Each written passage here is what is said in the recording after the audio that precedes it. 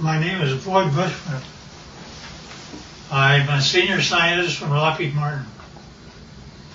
I have 27 patents. Approximately 13 years ago, I ran across a person who had been given a job by Dr. Teller. Dr. Teller was Oppenheimer's right-hand man, and even after Oppenheimer was thrown out of Area 51, Dr. Teller stayed there and was in charge of several programs. The person that I contact twice to 3 times per month is the head of that program now. And they continually update me on everything they possibly can. I do have a top secret clearance. I choose, however, for their purposes, not to use it because the intelligent ones of me and me actually believe that a great deal of information should be lifted up from those dark recesses of Area 51 and moved over so people can see it.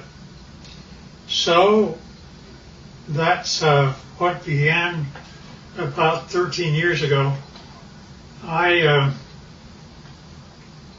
Since I am a scientist, I do not believe in theory.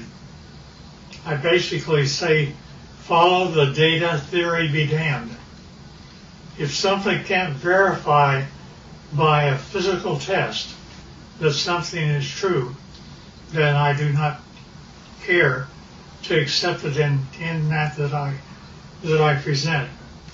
Therefore, everything that we present here will be data that comes directly from them through me to you. The subject of today there are those that are acquainted with the fact that there were Phoenix lights that occurred over Phoenix about 2 years ago. They were photographed, and those really turned out to be just blobs across the Phoenix sky. It turned out to be that a very dear friend of mine took his wife up a mountain on Valentine's Day, and they took a photograph of Tucson. Turned out to be, when they developed the film, there were a total of 5 UFOs across Tucson proper. And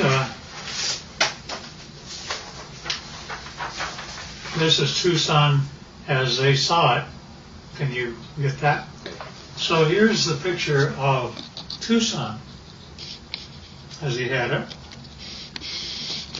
Then, as he developed further, notice that there are 5 very distinct UFOs along the top of the mountain. Mm-hmm. One of them is even canted a bit, about 45 degrees. Now, the person that took the film said that he had a mothership underneath and one up high. This shows the high one. Mm-hmm. I don't know if I know that I can buy the ship. My name is Scott Faree. I live in Vail, Arizona. A friend of mine who manages a nonprofit in Tucson asked me to take some photos for him for his website.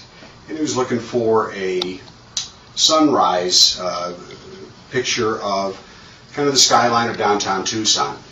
So I had gone out actually on Valentine's Day evening. I dragged my wife up to A Mountain so that I could go up there and just block out some shots, kind of plan the photos that I was ultimately going to take for that website. And so we got up on A Mountain just as the sun was setting. I set up my Canon 40D on a tripod, opened the shutter up fully. I really wasn't looking for picture quality. I was, like I said, I was looking to block out where I wanted to set the camera and the angles that I wanted to take. And so I started to click off some photos, and I had these set with a timer release on the shutter so I didn't get any camera vibration because the sun was starting to set. We were running into fairly low light. And I took, I don't know, it was probably 6 or 8 pictures. I figured I'd had enough that I could take a look at tomorrow, take a look at the next day and decide what I liked. So we went out to dinner that night, went home the following day. I uploaded these photos onto my laptop, and I noticed some lights that I really didn't expect to see up above the Santa Catalina Mountains. And upon closer inspection, and as I really ran out the contrast in the photo, I ended up with something that I still can't explain to this day. This is the original photo, and these lights were showing up just over the top of the mountain. I took a second photo probably 5 or 6 seconds later, as long as it would have taken for me to reset the timer. And in fact, this group of lights was in a much more narrow band, and now about, well, I don't know, I can't really say distance-wise, but they'd moved quite a ways from where that original grouping had taken place. So I still have no explanation for the camera, or for the pictures. These images, these lights have not shown up in any other photos that I've taken. I'm at a loss as to what they might be, and certainly curious as to where those lights came from. They certainly are very similar images. Here's up and flying. Let me go through, now on the ships, in order for me to believe it, I had to get blow-ups. And so here are 2 of them, which is blown up much higher. And I think I have one that, yeah, you can see the 45-degree candidate UFO. Now see, the only reason that I bought everything that he said is because my people have been feeding me for 13 years pictures, not only pictures of just plain pictures, but I gave them assignments, being a senior scientist, and they got a picture of up close and personal. This is a UFO which is ready to take off, and it is very up close. And they inform me that there are 3 elements which the UFO is contained. One is telluride, the other is germanium, the other is palladium. I did not say a metal once. And not only that, but the things pick up and fly using anti-gravity. Now, that's one picture. Here's another picture. In this case, the UFO is not turned on, ready to fly. Therefore, it only shows on the upper part of it. And generally, it's white on the underside when power is applied. Here's also another of the same order. Now these UFOs are 38 feet in diameter, and it was rather surprising to me, since I actually physically gave them my camera. They took this picture as a UFO was departing. Within one click of my camera, they got 3 UFOs. That's real. And yeah, we don't know why either. Now also, when UFOs come in, they like we have a heads-up display for our pilots. They do too. This is what their pilots see in order to tell them how to come to Area 51 and land. And not only that, they can go to a vertical hole in a mountain over 51 and go down a shaft. They don't have wheels. They don't have anything like that. They take off by going up straight, and then not only that, but they travel extremely rapidly. Their home planet is Quintonia, which is 68 light years from us.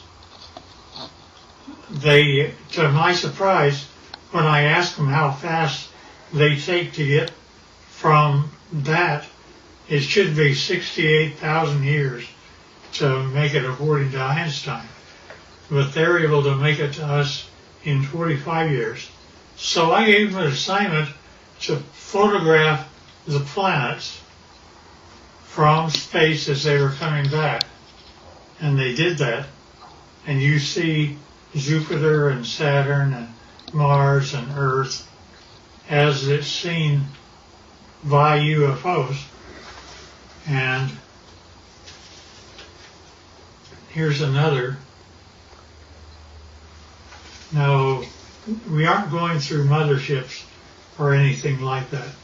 Nevertheless, those are the UFOs. Now, when they actually get powered up and actually start traveling, it turns like this. You do not hear sound. They're up. They travel like that. They look like that, and they travel extremely rapidly. Now, the question is who are they? Here's another one that's, you see the bottom, how it's all white? It's turned on. Here's also the bottom turned on. Strangely enough, I asked them to take pictures of the power unit on the bottom, up close and personal. They gave me this.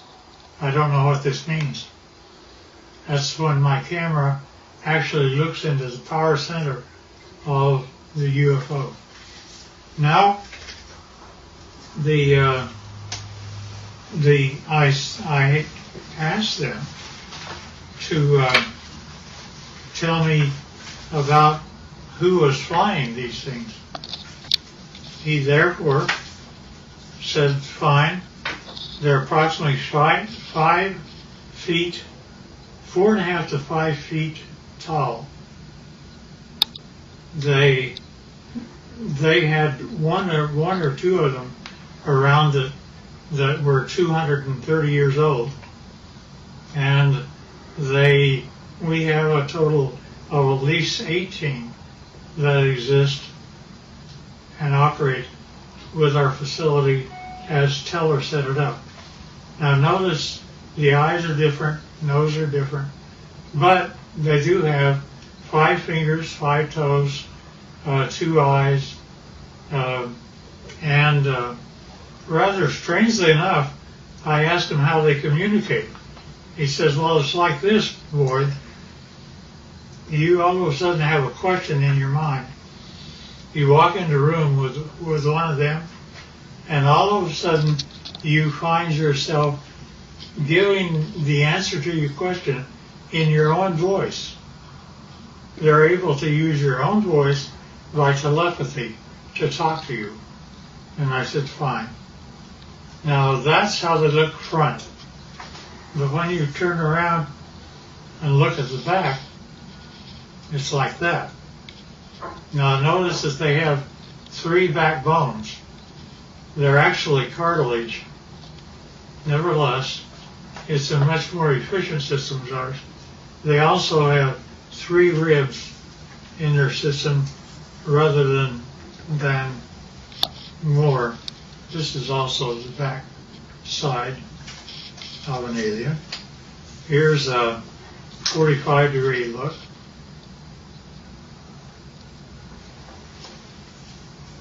And here's the back of the head. Notice the veins, no hair.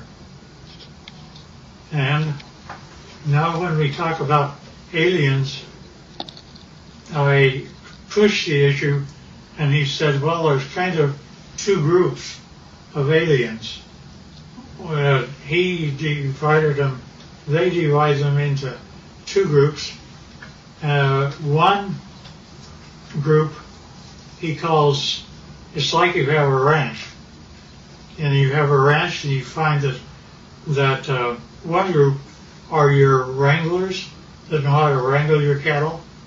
There are others are rustlers, ones that steal your cattle. And indeed, that the two groups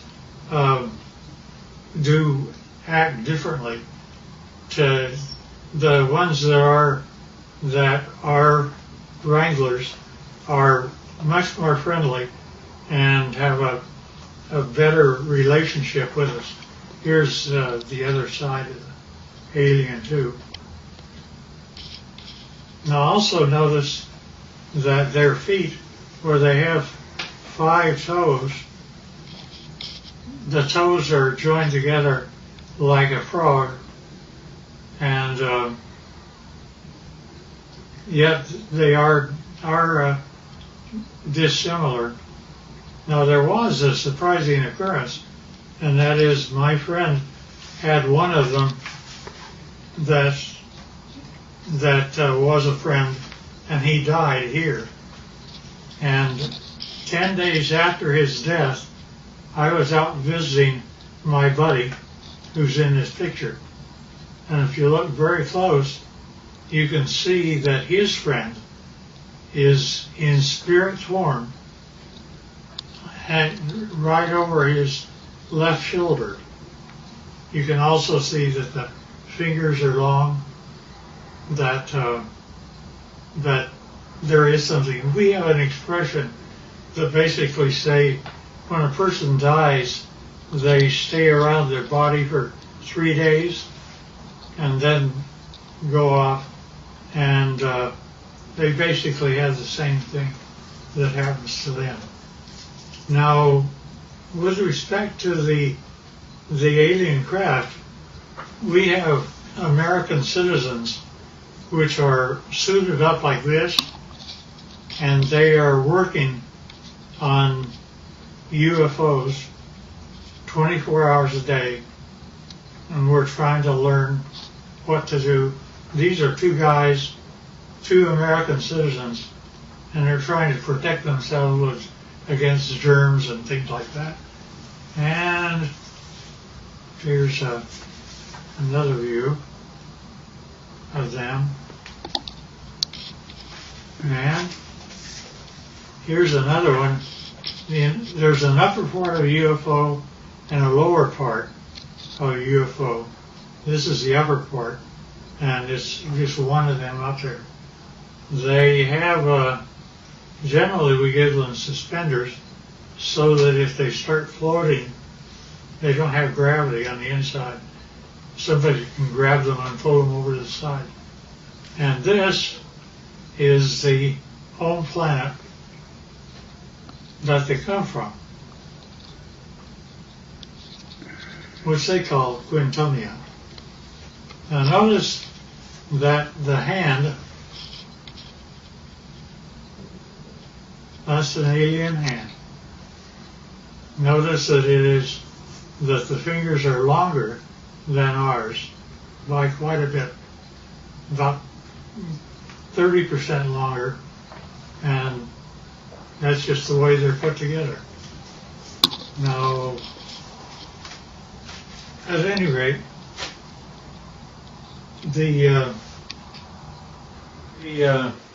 this process that introduced me directly or indirectly to Dr. Teller's work with the group that still is in charge of Area 51 and equivalent, turned out to be a doctor, very, very fine gentleman.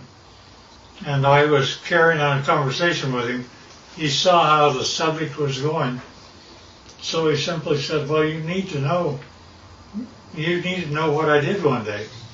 And I said, okay. He said, I was in the process of doctoring a pilot who was a test pilot, a Navy test pilot for the United States government. And it was 1947. said he began, I don't know if it's a drug I had him on or what was occurring, but he basically told me that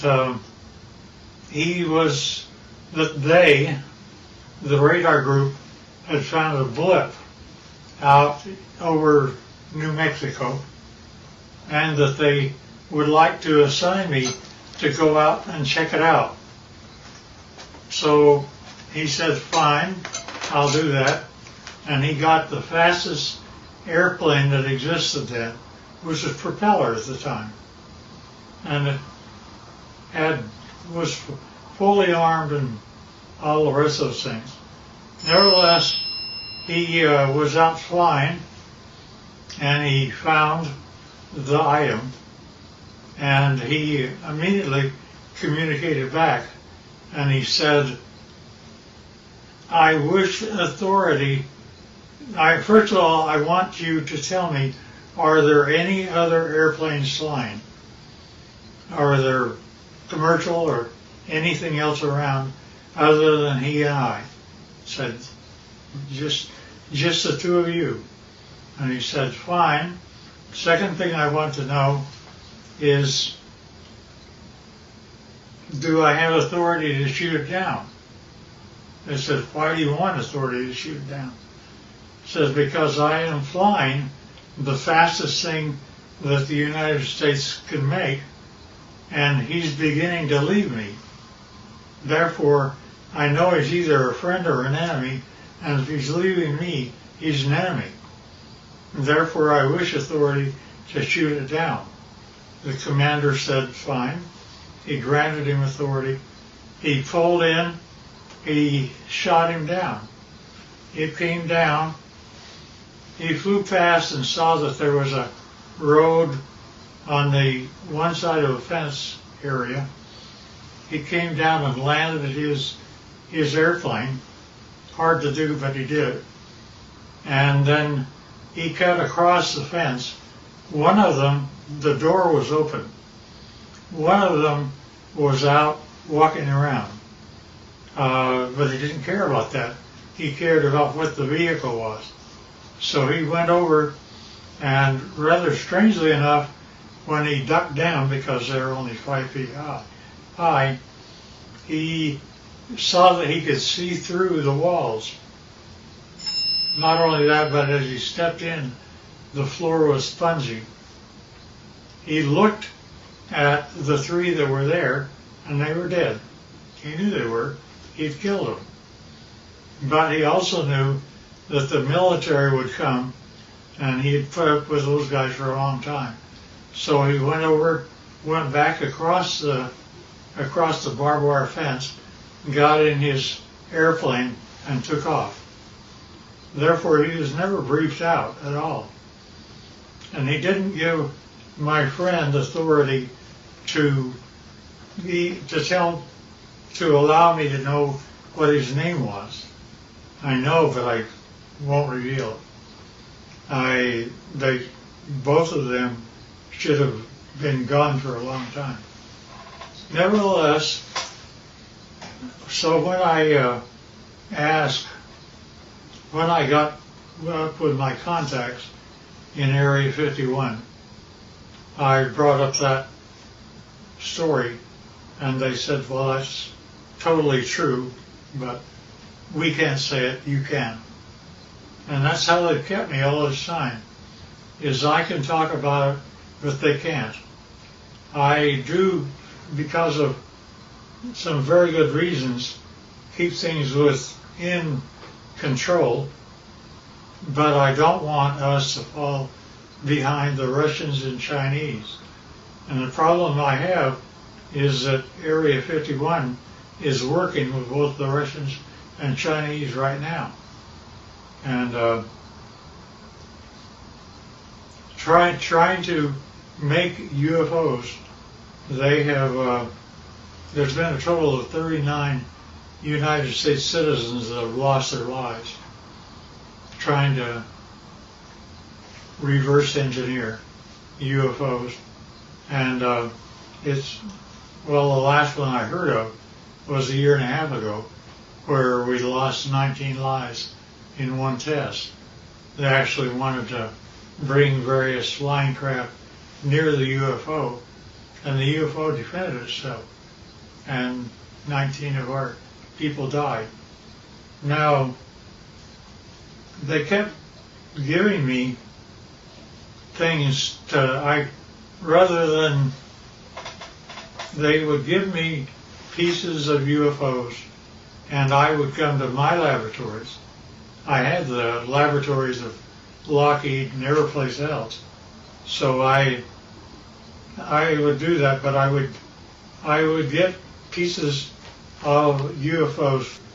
For example, I have 3 little pieces of UFOs down underneath the thing that looks like a quartz crystal. Notice that that is my hand, and it is giving weight. It says that it weighs 100 grams. Now, without those 3 items, when I take the UFO material away, notice that the 3 UFO items are gone. But also notice that the weight of the crystal is now 650 grams. The implication here is that if I were to take the pieces of UFO and put them underneath an average man's scale, he would weigh 45 pounds. Basically, they're working in anti-gravity, and therefore our effort is anti-gravity. Now, not only that, but we take these same pieces of items, and I go to a standard voltmeter, and notice that in my voltmeter I am getting a total voltage of 249 volts out of one piece of UFO. Not only that, but the team took a piece of UFO and connected it up like this and was able to have a complete laboratory operate for 6 months with heavy equipment. And it goes all the way up to 12 amperes. And since you didn't really get this before, here's the foot with the toes joined together. And this is a better view of the same. Now notice also, this is the body of an alien, and where we have 6 ribs that are connected together, they have 3. And the total height is less than 5 feet. And they still look like this, not like you and I. Nevertheless, so we're able to obtain voltages and anti-gravity, and anti-gravity appears several ways, which is rather unique and nice. Scotty talked about UFOs. I basically said, yeah, I understand, because here is what Area 51 was giving to me since the year 2000 and beyond. Notice it's recent, and we have one triangle, then we have 1, 2, 3, 4, 5, and we have one that's 150 feet across, if not larger. And each one of these are separate documentation of UFOs that were photographed and taken across the world from 2000 the year 2004. Now, when you actually get what that all means, is a UFO, when it's white on the underneath side, is ready to fly like that. And it's anti-gravity, that's the reason you don't hear anything. But when it's just parked means just floating in air. It could be above your house, like this, and this. This turns out to be the heads-up display that the aliens see of how to go to Area 51 and store their craft. Nevertheless, this is what the craft looked like. That's how they change power.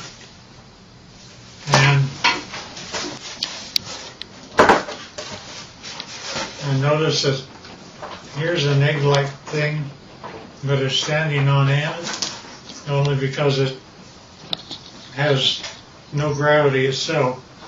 And that is a piece of UFO germanium. And this little dot is a piece of neodymium magnet, which is above the germanium, and it's floating all by itself. And that again is a UFO. And we don't know why, but the crystal appears to be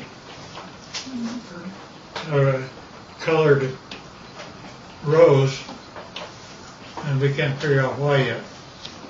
There's a whole batch of analysis that we're having to do.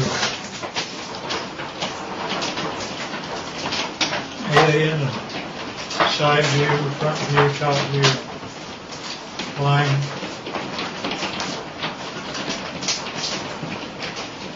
And that's the power center of palladium in the middle of the craft.